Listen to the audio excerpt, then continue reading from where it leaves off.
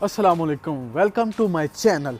दोस्तों, आज मैं बात करूंगा दुनिया के नंबर 1 प्राइम मिनिस्टर के बारे में। वो हैं हमारे मोदी जी। आप सिर्फ गूगल पे जाओ और उधर लिखो कि दुनिया का सबसे स्टूपिड प्राइम मिनिस्टर कौन है, तो जिनकी शक्ल सबसे पहले आएगी वो हैं हमारे मोदी जी। दुनिया में मोदी जी के बहुत सारे फ़ैन हैं और यकीन मानिए इनका सबसे बड़ा फ़ैन मैं हूँ। पहले एक वक्त था जब मैं इनकी कभी शक्ल देख लेता था सुबह के टाइम तो पूरा दिन ख़राब हो जाता था, लेकिन आज अगर इनकी शक्ल देख लें तो यकीन माने चेहरे पे एक मुस्कुराहट आ जाती है और दिल से बस एक ही बात निकल। अरे कौन भौंक रहा है ये बदतमीज? मोदी मोदी मोदी। पिछले 32 साल से इन्होंने निरंतर इस कॉलेज में बलात्कार पे बलात्कार किए। तो आश्चर्य होता है कि एक इंसान अपने जीवन काल में इतनी बलात्कार कैसे कर सकता है। तो चलिए दोस्तों, मैं अभी आपको बताता हूं कि मोदी जी के कारनामे कौन से हैं जिनकी वजह से ये दुनिया के टॉप नंबर 1 प्राइम मिनिस्टर हैं।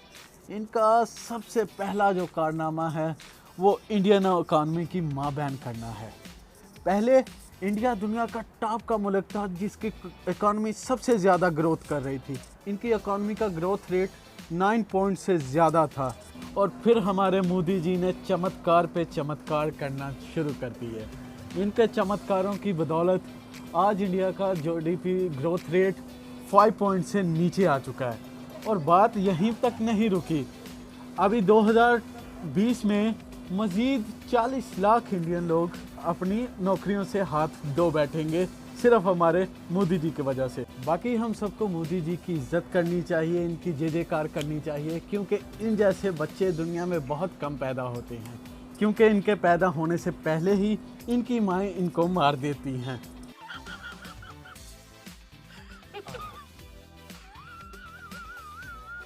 मोदी जी ने इंडिया को टॉप पे ले आए हैं। दुनिया में सबसे ज़्यादा रेप इस वक्त इंडिया में हो रहे हैं। सिर्फ पिछले साल 40,000 औरतों के साथ रेप हुआ और जो अटेम्प्ट हुआ, जो छेड़छाड़, जो अटैक हुए, उनकी तादाद 4 लाख के करीब है सिर्फ पिछले साल की। और हमें कश्मीर की 8 साला आसिफा को नहीं भूलना चाहिए। जिन लोगों ने इसका रेप किया, इसको मारा, बीजेपी ने उनको छुड़ाने के लिए बाकायदा तौर पे एहतजाज किया ताकि उन मर्डर लोगों को सज़ा ना मिल सके। लिंचिस्तान अगर आप जाके गूगल पे लिखेंगे तो इंडिया का नाम सबसे पहले आएगा।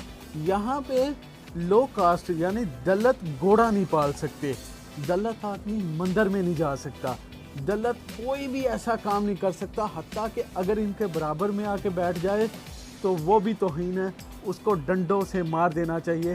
मोदी जी के सबसे बड़े कारनामों में से एक कारनामा ये है कि इंडिया को इन्होंने लिंचिस्तान बना दिया नंबर टॉप पे। और मोदी जी की बेबनाप मेहनत की वजह से आज इंडिया दुनिया का सबसे ख़तरनाक मुल्क है। 1971 में इंदिरा गांधी ने कहा था कि आज हमने 2 नेशन थ्योरी को ज़मीन में गाड़ दिया है, उसको उठा के समंदर में फेंक दिया है, लेकिन मोदी जी की मेहरबानियों की वजह से आज 2 नेशन थ्योरी दोबारा से ज़िंदा हो रही है। आप नसीरुद्दीन साहब का बयान सुन ले, आप नफीस फ़खरी का बयान सुन ले, आप दूसरे कई बॉलीवुड स्टार का बयान सुन ले, हर जगह पे एक ही नारा है कि हिंदू मुसलमान अलग-अलग कर दिए हैं। सिर्फ किसने? मोदी जी ने।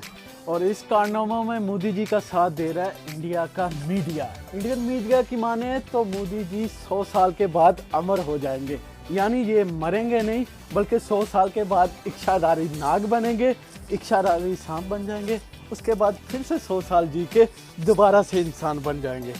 तो दोस्तों, ये थी आज की वीडियो। अगर अच्छी लगी लाइक कीजिए, शेयर कीजिए और मेरे चैनल को सब्सक्राइब कीजिए। चैनल को सब्सक्राइब करना बिल्कुल फ्री है, मोदी जी की अम्मी की कसम। अगर झूठ बोलूं तो मोदी मर जाए। जय हिंद, दंगे मातरम, जिंदाबाद।